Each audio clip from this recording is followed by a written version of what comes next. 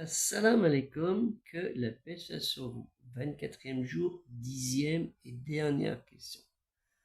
Et on dit, il est temps que ça se termine. Moi, non. Fatigant, c'est vrai, mais il est temps que ça se termine le jour où on me mettra dans les mains d'Allah dans le trou. Inch'Allah, c'est comme ça que ça marche pour moi. La question, cette 10e et dernière question, c'est: quel est le terme pour désigner l'excellence spirituelle dans la religion musulmane? Dit-elle islam, l'obéissance dans l'obédience dans un acte confiant avec amour et crainte en l'unicité de Allah Ta'ala, lui le très exalté soit-il, non engendré qui n'a pas engendré.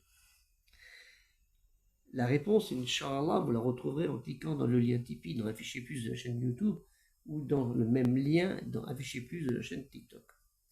Bien chers frères, bien chères sœurs, méditez bien sur la parole d'Allah. Il y a des choses incroyables. Moi, en travaillant sur les sujets, je vois des choses incroyables et je me dis, tiens, mais pourquoi je n'ai pas pensé à telle ou telle chose, comme je l'ai dit dans une vidéo le 6 du mois de mars, de ce mois de Ramadan de cette année. 6 du mois de mars avait lieu un grand événement. 6 mars 632.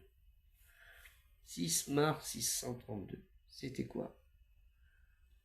Les derniers propos que le prophète Mohammed sallallahu alayhi wa sallam a fait un vendredi, quand il a fait sa khutbah, son serment d'adieu.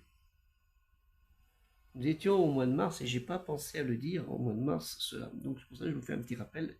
Méditez bien que le 6 mars 632, donc il y a à peine 19 jours, 18 jours, il y a ce souvenir de ce que le prophète Mohammed sallallahu alayhi wa sallam a dit dans ce haut lieu de cette montagne de Arafat, où il a prononcé son fameux serment, que malheureusement beaucoup de gens ne respectent plus.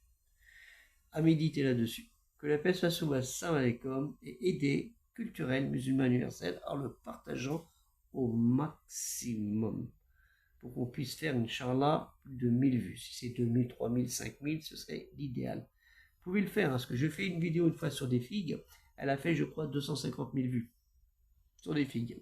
Alors que je vous parle de la parole d'Allah Ta'ala, Dieu est trop exalté soit-il, et ça fait des 600, des 800 vues, des 300 vues. Qu'est-ce qui est le plus important? Le carmos, les figues, ou la parole d'Allah Ta'ala? Je vous pose la question à vous. Que la paix soit sur vous. Assalamu alaikum.